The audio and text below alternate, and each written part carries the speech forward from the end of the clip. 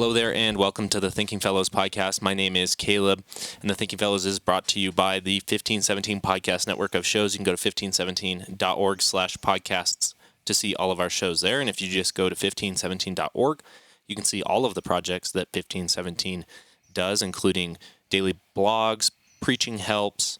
We have a shop, book publishing. There's a lot going on that website. So you'll probably find more content every week than you could possibly I guarantee comb through. I guarantee you find more every week than you can consume in a week. Yeah, so definitely worth your time. You'll probably find a couple things you like if you already like the Thinking Fellows.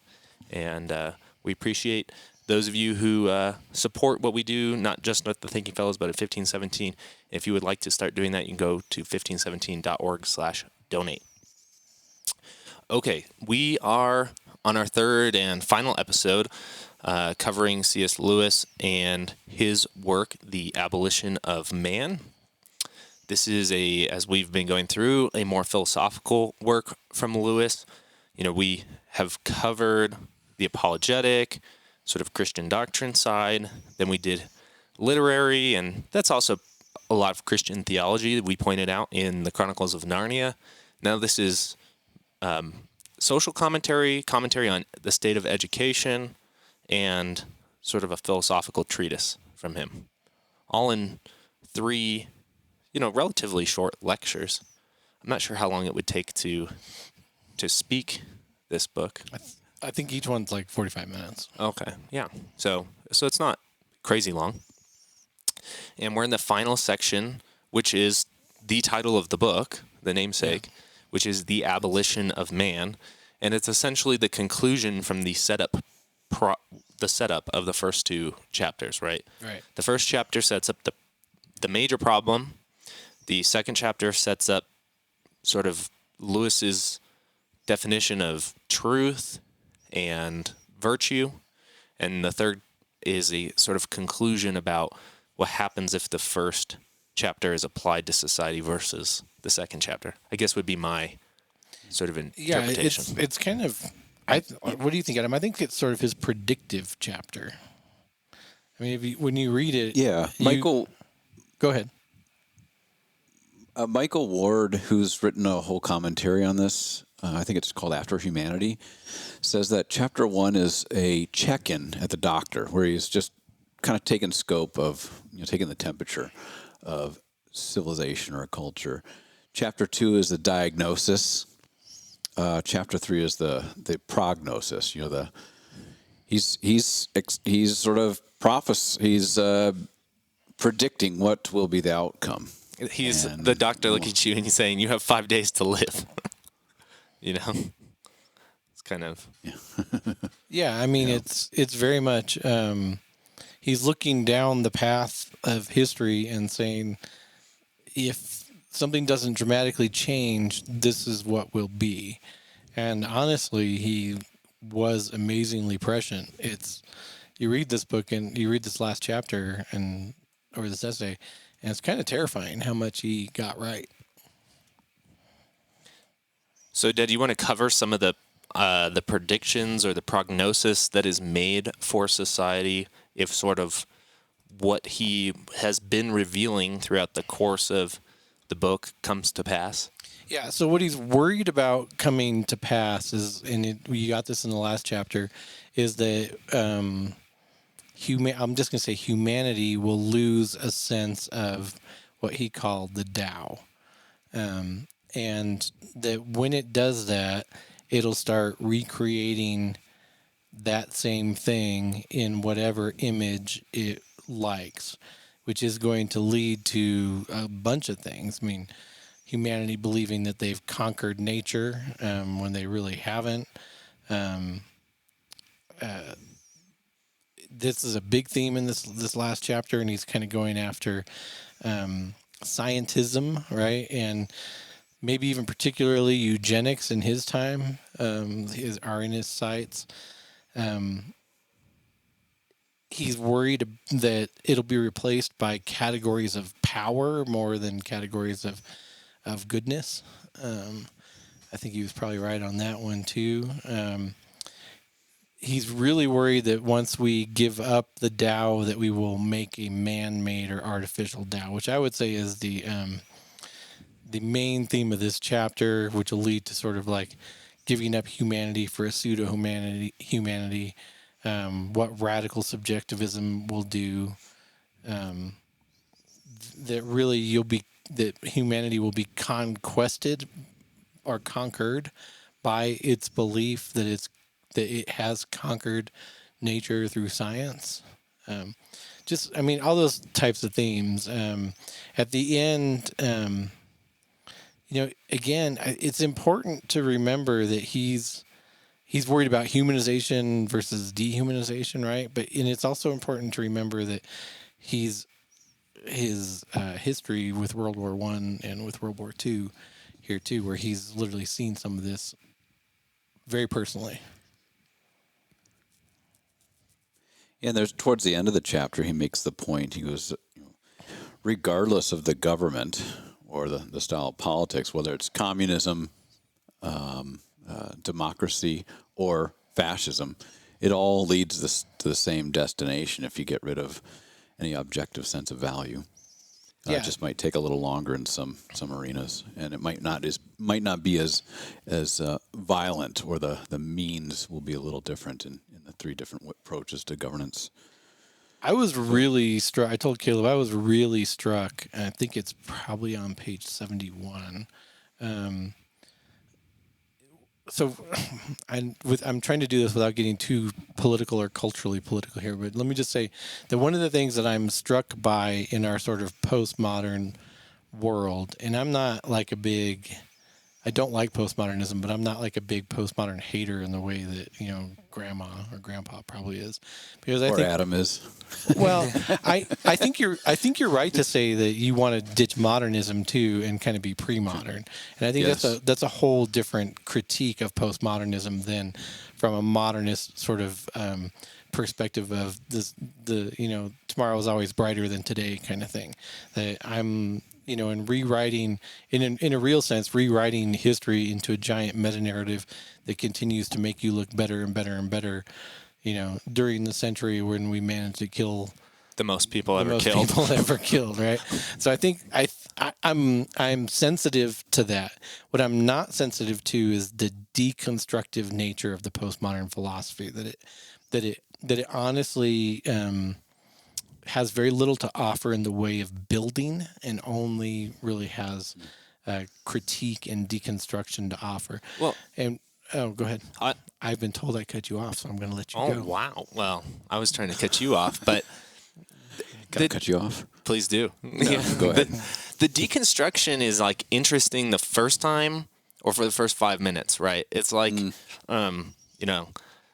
this will be cheesy, but we just went and saw the new Batman movie the other night, right? And the first time ever that a narrative about a superhero was written where the question is, are superheroes moral, or are they the good guys, or do vigilantes inspire a worse form of perhaps the original, and does that make it evil? Was interesting. Do the good guys inspire evil? Yeah, do good guys inspire evil? Yeah. The first time that plot line came out, that was interesting.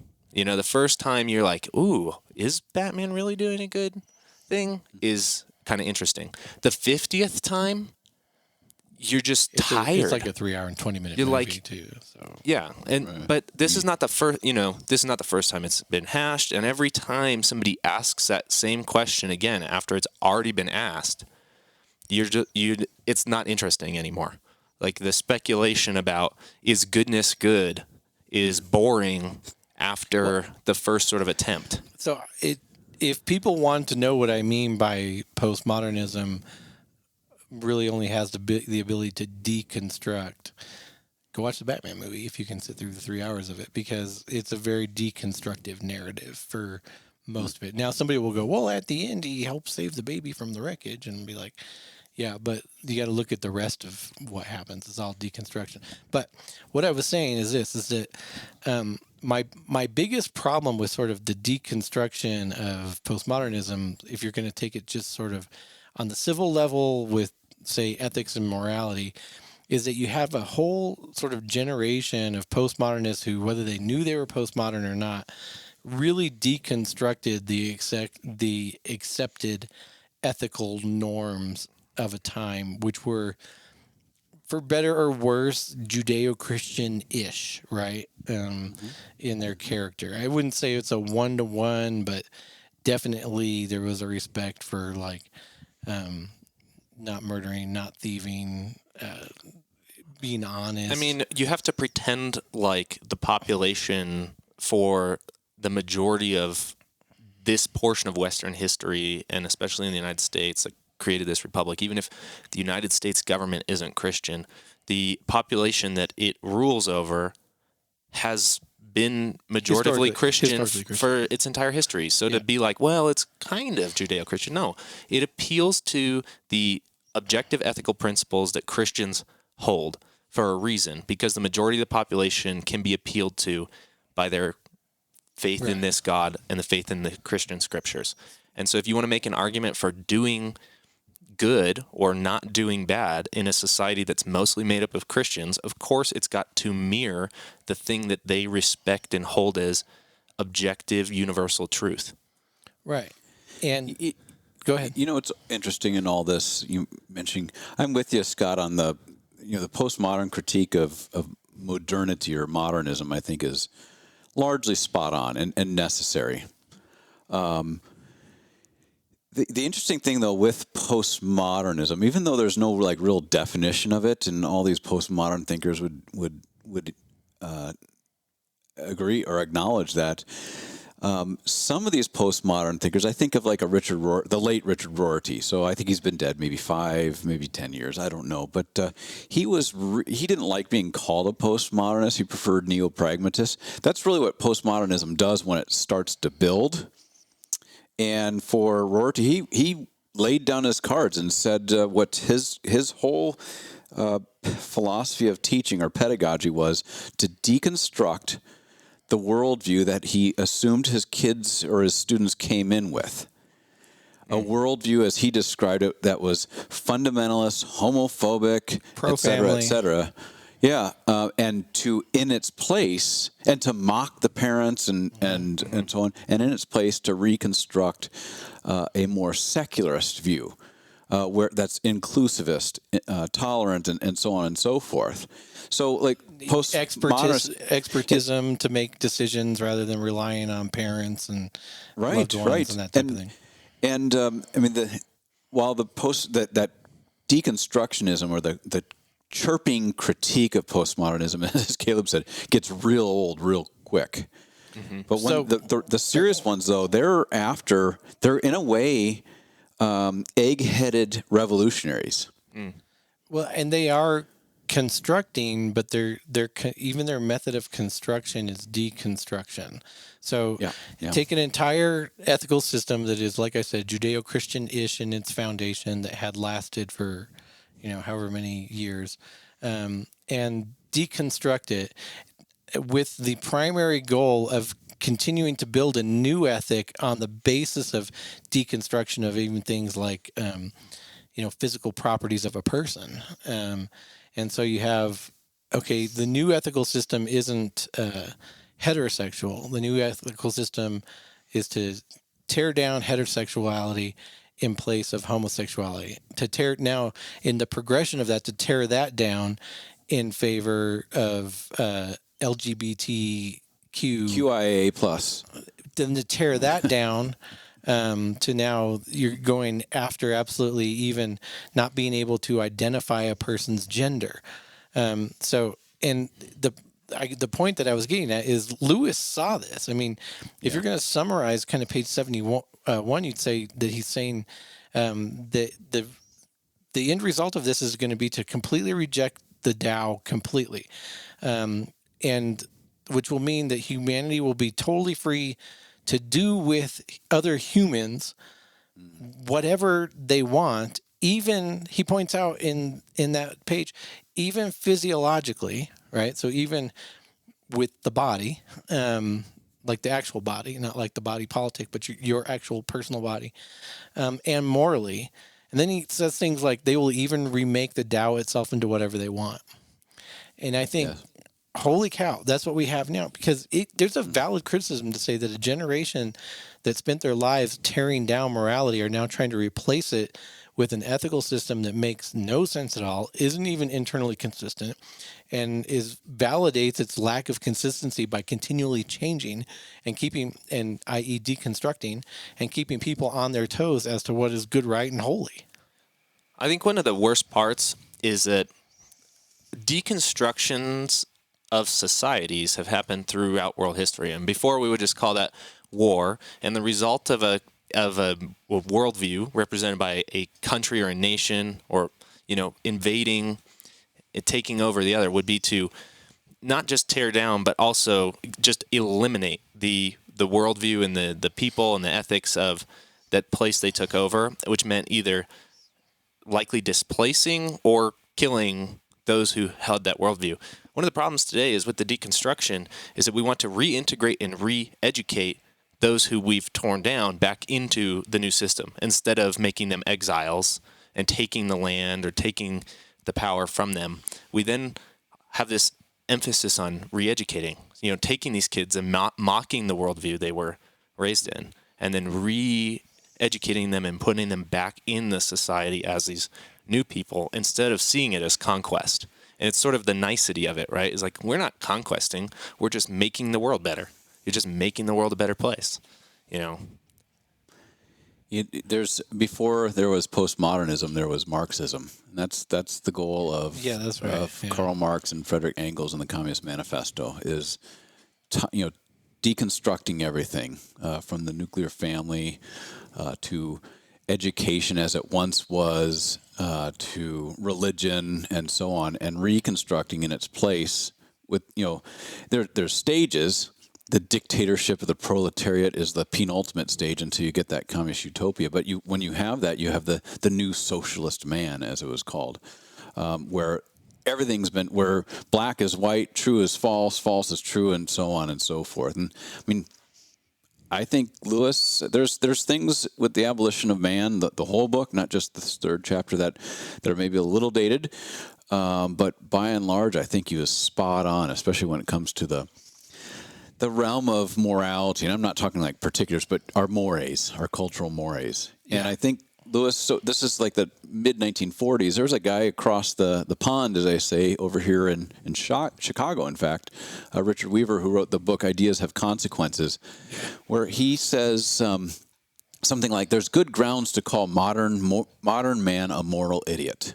Mm-hmm. And his reasoning is almost the same as C.S. Lewis. If you get rid of absolute values in as a category, let's just say, people, the judgments people make will be, or the way they act will always be self-referential. That's the classic meaning of idiot. Somebody who's constantly self-referential. And you fast forward to now, I think of Carl Trueman's book, Making the Modern Self, where he argues that in order to understand what's going on today, you need to understand that every individual human makes reality for themselves.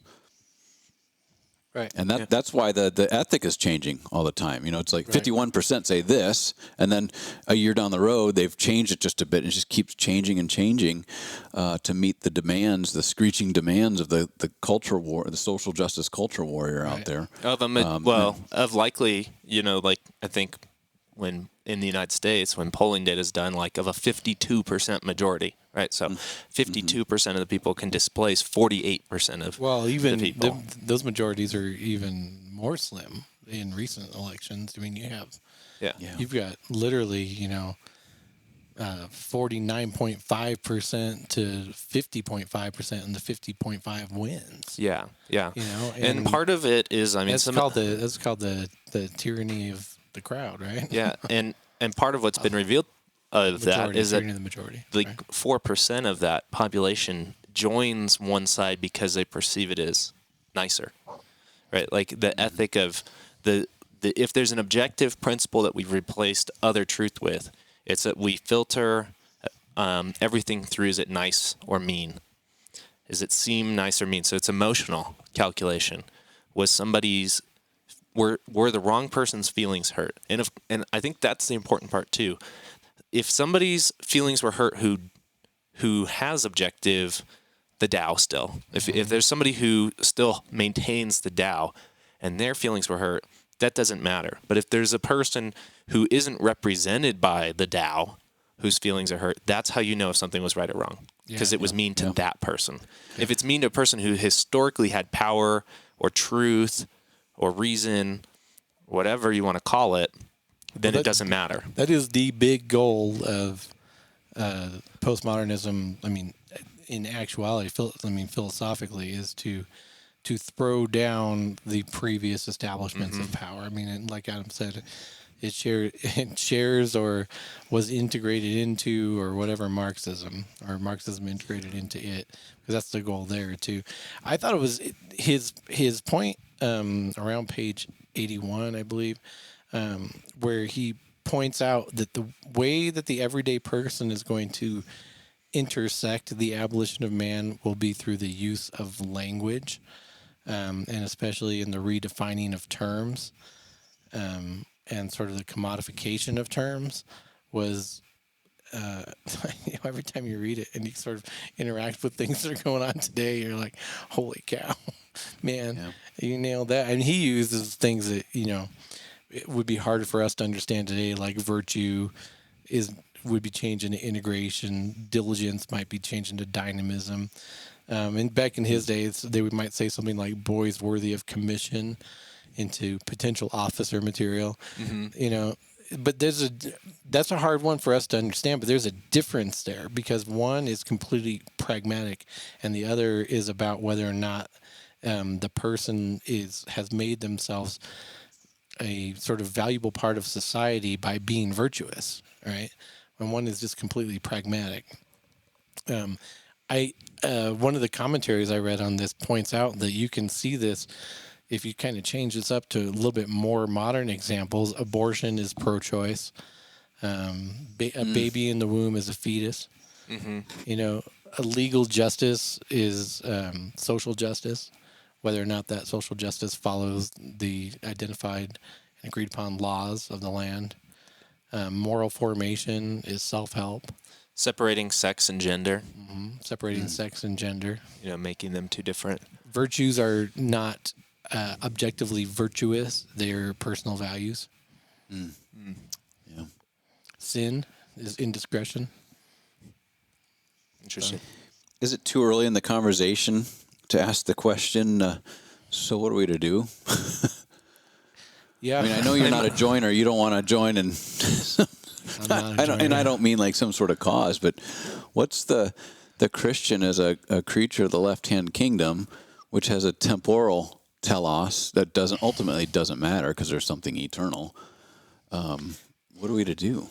I think, or is it that too This is early where to the ask next. that? Well, it might be too early because this is where I want to go with the next I was episode. say, Caleb's plan for the next episode is to do vocation, but Right. I think That's why I want to do it. That's your only choice. I do too, and one of the things I want to set up for the next episode with that is I actually think it's somewhere between the focusing on everything, the globalism, you have to care as much about somebody personally, a person 2,000 miles away, as the people in your living room, and if you don't, something is wrong, and this sort of problems I see with Christians becoming recluses and leaving society. I think there's problems with that as the solution as well. And so I think vocation, at least from my perspective, is sort of like the answer of how to live when you know this is all. Well, think about it. I think about it this way. bad. Right now, sort of just like to place this in time, if people were to listen to this in 3 years, we are,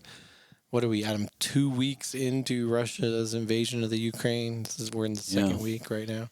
Mm-hmm. So this is 2000, what year are we in? 22. 2022. I'm bad at this kind of thing. And everybody is upset one way or another about this, right? And I'm not saying I'm not trying to be impersonal. I'm just I'm not as emotional person as a lot of people. But unless I see a movie that makes me cry. Or somebody does something to my dog. But the reality is that everybody wants to do something about it, right? And nobody knows what to do. And the truth is, you can't, if you're just average dude, you can't do anything about this. Like you can't.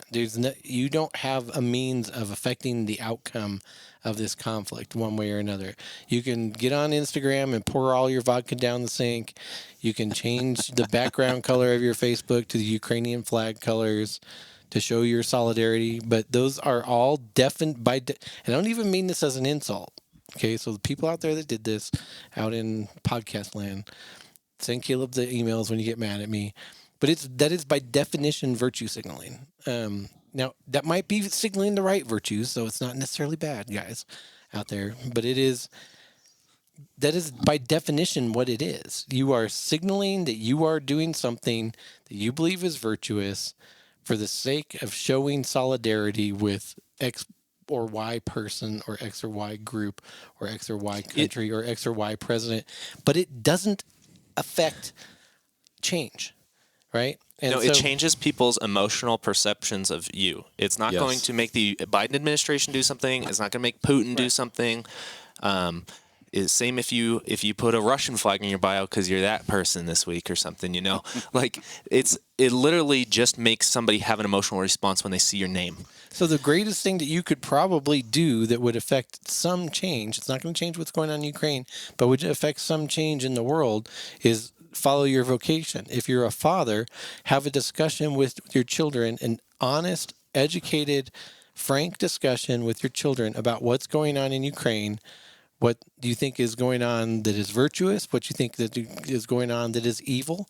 And teach them that there are categories of good and evil, and that we are seeing these play out in real life right now, and that we pray for the people of Ukraine to be protected, and that the mothers that you see on Instagram running with their babies to try to find that shelter and stay sustained in that shelter. But you teach the people that are close to you. You can't do anything else. Yeah. Not unless you're like gonna run for senator or something like that. You could maybe send them Bitcoin, or there are probably things like that you can do that You can make it like if you think completely unaware of. if you believe if you are led that there's a certain political action that you think should be done, like on a local level. This is still vocational though. You can start calling the representatives offices that are actually your representatives, right? Like instead of trying to appeal to the president of the United States, you might be able to get an email out to the congressional office in your district. This is, there are that, but that would be again more vocational. I think in your vocation as a citizen. You can chase this all the way up. I think even senators sitting on intelligence committees are finding it hard to figure out what they can do, right? So if that's the case, yeah, what can you do? yeah. And that's with most of these sort of global problems that we focus so much on today. And I don't think Lewis's point was for us to focus on the global problems. I think his point was to say that these things are going to happen globally, and to be aware of them. Because of, and we can go back to chapter 1, the curriculum that is going to change in your child's school around the block from your house. Like if this takes hold, it's going to take hold first in your zip code at a school. Yeah. where you can actually act. Yes. That's where you can do stuff. Yeah. Yeah.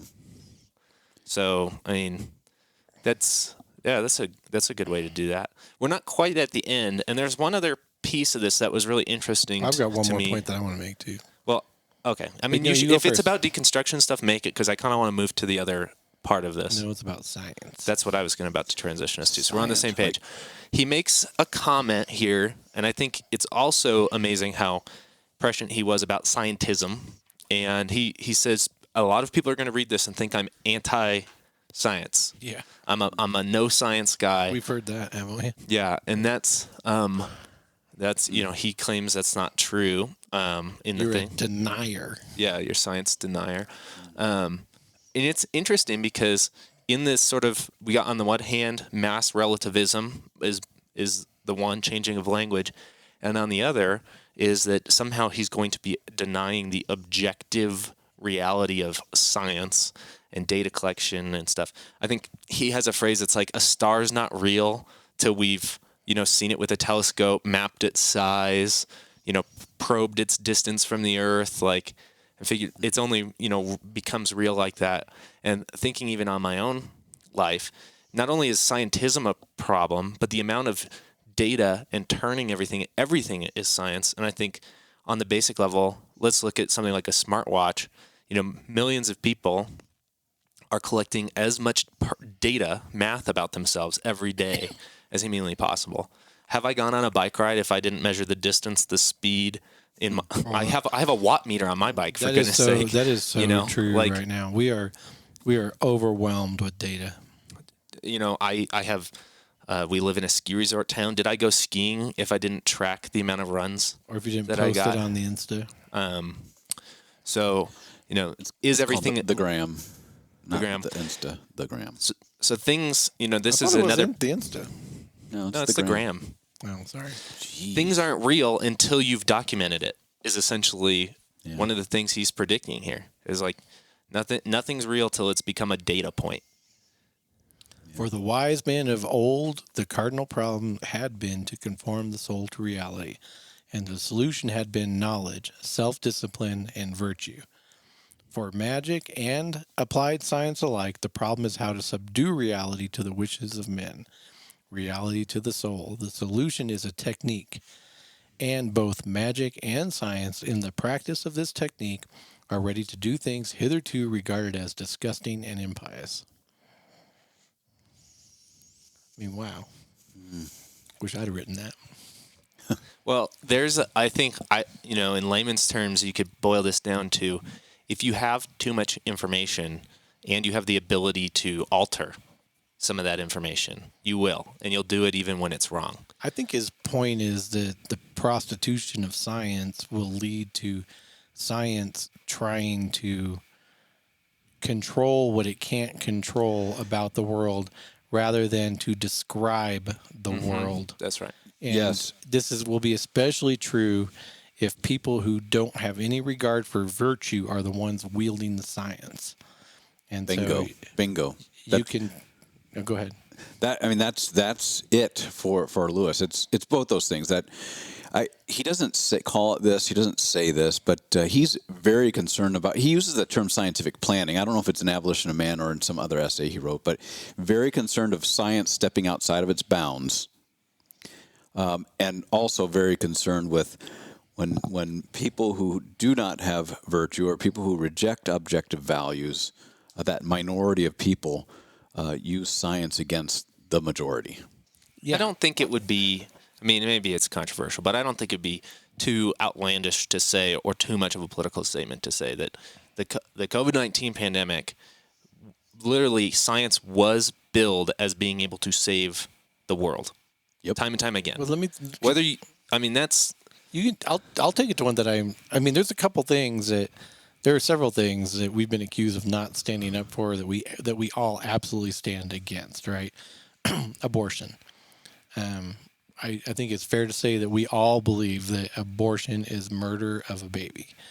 For people that have had them and that are desirous of forgiveness for them, absolution should be granted, and counseling help should be sought and given, and the whole 9 yards. So I'm not saying that, but just as a public policy, I've said many times that I think in 100 years, people will look back on us in this time where the abortion of a child up to its birth, virtually, with late-term abortions, will be looked on as bad as the Holocaust, if not worse. And it's just because of the sheer numbers of children that have been killed. The other one I would say is, along the same lines, fetal stem cell research. Right? I think it's abhorrent, especially with one of the sort of main, quote unquote, it's disgusting to even come out of your mouth, uses of an aborted fetus to collect stem cells from this. Now, this fits in with Lewis's sort of statements about science and magic, in the technique and practice of it, being willing to do things that had hitherto been regarded as disgusting. Right. In order to achieve an aim, a quote unquote scientific aim of controlling something that at the end of the day you can't control. You will never stop death before the Lord comes again. You won't. Why? Because death is the result of our fall into sin. And this result was promised by God. And you're not going to stop his promise by doing research that involves methodologies Well- and techniques that are, in fact, both disgusting and impious. And what it reveals is there's actually a maximum you can do before you have to do things that are evil and abhorrent to stave it off or the results of it further, right? And it actually may cause you to investigate, are some of the things that are normal now part of that in Well- like medical practice and maintaining life. And Like, my biggest fear on this is this. To go back one more step to the changing of the language, we've changed the language so much that people practice these positions and think these positions without acknowledging the innate sinfulness that's involved there. At 1517, we're focused primarily on the proclamation of the gospel of Jesus Christ for sinners. In order for that to be accomplished, these people have to be preached the law first and understand that they are, in fact, sinners. The changing of the language and culture has honestly made that not impossible, but more difficult, because it takes a lot more work to just even call something that is obviously blatantly sinful. Abortion, fetal stem cell research, sinful. So, and this is connected to both the change in language and I'm not going to call it science because I don't believe it's science, because I do believe in science. I do believe in the methodology of discovery through the practice of sort of well-regarded techniques to not only derive data, but extrapolate from that data some conclusions that are themselves testable and retestable and open to change if the testing proves they need to change. That's not this. This is scientism. This is the making of conclusions that are based essentially on philosophy. Yeah. Philosophical rationalism. Yep. All right, I'm done now. Now that I bored everybody to death. there's at least one part of what's considered science today which is never, well, it is working from descriptions, but is rarely descriptive, which would be technological advancement, invention, and those types of things. Well, that's one of his last points. He calls for a new science, a science that's in the context of the Tao, a science that pursues genuine knowledge, a science that respects nature, a science that enters appreciatively and respectfully into the things known, Yeah. not the things unknown. Yeah, and I think when people are dealing with something like invention, you have to see that it's actually actions based off of the descriptives of science in the proper sense within the Tao. If you learn how electrical currents work, Yes. you can use that description to then potentially manipulate those. Again, though, what's the limit of the manipulation before it's unethical? And that's why you need the Tao. But you can use it, too, to benefit humanity in a way that's not grotesque.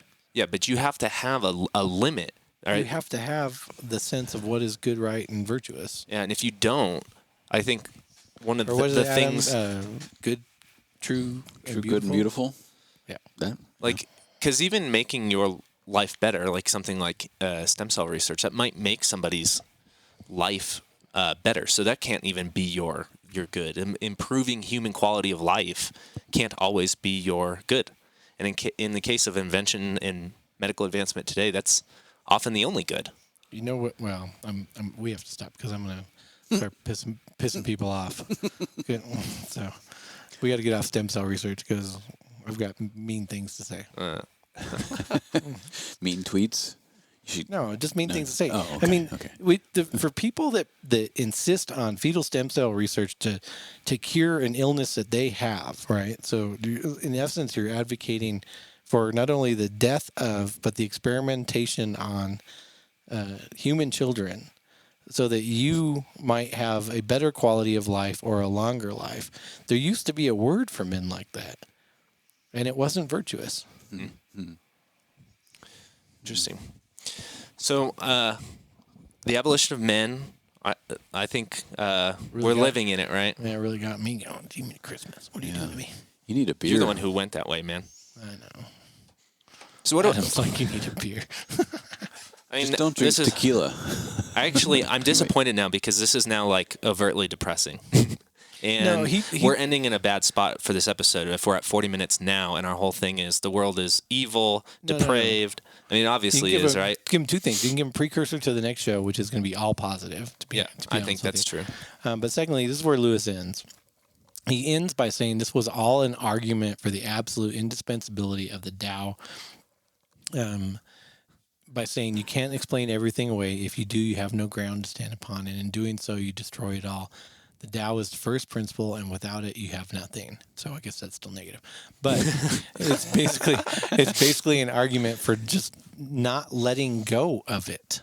Like, and so to preload the next episode, the place where you have the most control to not let go of that with yourself and other people is with your own family, in your own home, where at least here in this country, you can still sort of say what you want.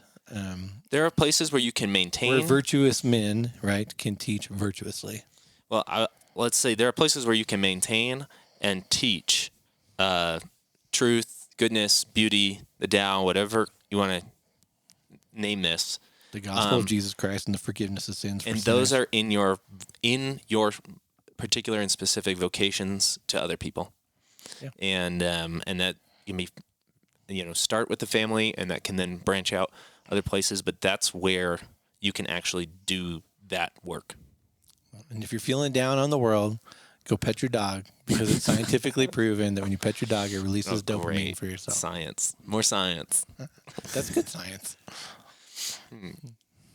Well, guys, thank you for listening to the Thinking Fellows podcast. This was our final episode on C.S. Lewis and his book, The Abolition of Man. Definitely.